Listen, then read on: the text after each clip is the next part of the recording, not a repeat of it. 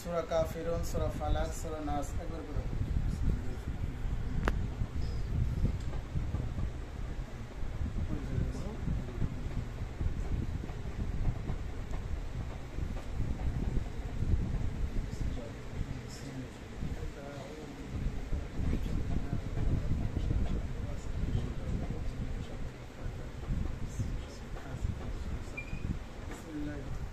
মাদ্রাসার ছাত্রদেরকে কিছু শিক্ষা উপকরণ এবং মহাগ্রন্থ আল কোরআন আল্লাহ তাআলার কালাম ছাত্রদের মাঝে বিতরণের জন্য আসছেন এবং সেই সাথে দোয়া চেয়েছেন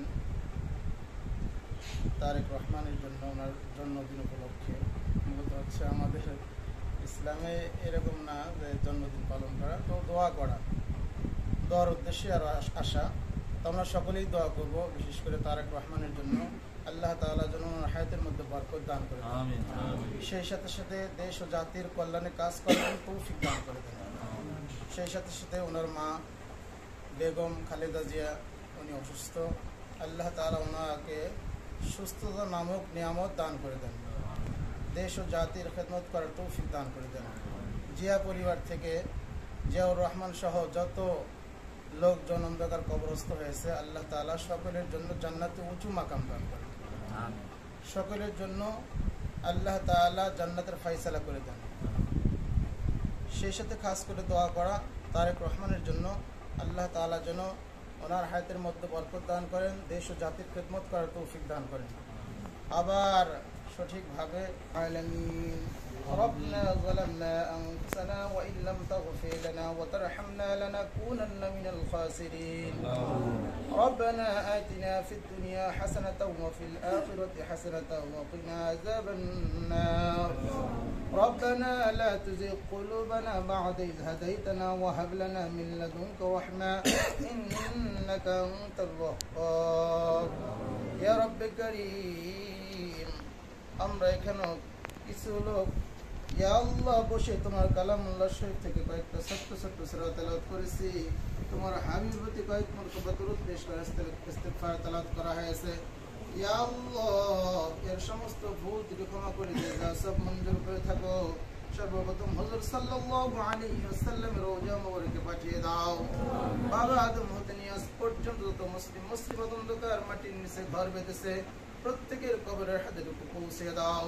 খাস করে আমরা যারা আমিন করতেছি, আমাদের সকলের তামাম জিন্দেগির গুনাহগুলো তুমি মাফ করে দাও।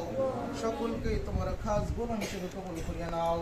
খাস করে যাকে উদ্দেশ্য করে তোমার দরবারে হাত তুলে ধরলাম গো মাওলা, ইয়া আল্লাহ তারেক রহমান সাহেবের জন্য আজকে তার জন্মদিন উপলক্ষে মাদ্রাসার ছাত্রদেরকে কিছু শিক্ষা উপকরণ এবং তোমার কালাম আল কোরআন ইয়া আল্লাহ ছাত্রদের মাঝে বিতরণের জন্য ছাত্র দলের পক্ষ থেকে বিভিন্ন দায়িত্বশীল ভাইরা আমাদের মাঝে এসেছে গো মাওলা। ইয়া আল্লাহ তারেক রহমানকে তুমি কবুল করিয়া নাও।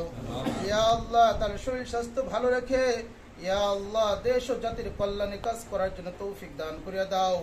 যেই কাজগুলো ভালো সেই কাজগুলো করার তৌফিক দান করো, যেই কাজ জাতির জন্য অকল্যাণকর বয়ে আনবে সেই কাজ থেকে তাকে তুমি বিরত রাখবে মাওলা।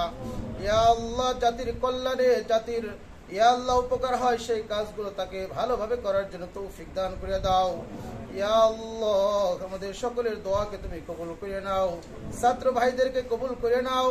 ইয়া আল্লাহ যুবক ভাইদের দ্বারা দিনের কাজ হয়ে থাকে মাওলা, এই ছাত্র ভাইদেরকে ছাত্র দলকে তুমি কবুল করে নাও, তাদেরকে দেশ ও জাতির কল্যাণে কাজ করার জন্য তৌফিক দান করে দাও, সমস্ত খারাপি থেকে হেফাজত করিয়া নাও। ইয়া আল্লাহ ম্যাডাম জিয়াকে তুমি কবুল করিয়া নাও, তার শরীরকে সুস্থ রেখে দেশ ও জাতির কল্যাণে কাজ করার জন্য তৌফিক দান করিয়া দাও। রব্বিরহামহুমা কামা রব্বায়ানি সগীরা। আল্লাহুম্মা রব্বিরহামহুমা কামা রব্বায়ানি সগীরা। ইয়া আল্লাহ আমরা যারা আমিন করতেছি মাওলা, আমাদের অনেকের আদর মা নাই বাবা নাই, নিজ নিজ আত্মীয় অন্ধকার কবরস্থ, যাই না তাদের কবর অবস্থা কি। ইয়া আল্লাহ আমাদের যখন আমরা ছোট্ট ছিলাম, শিশু ছিলাম, আমাদের মা বাবা কত আদর যত্ন করে লালন পালন করেছে গো মাওলা।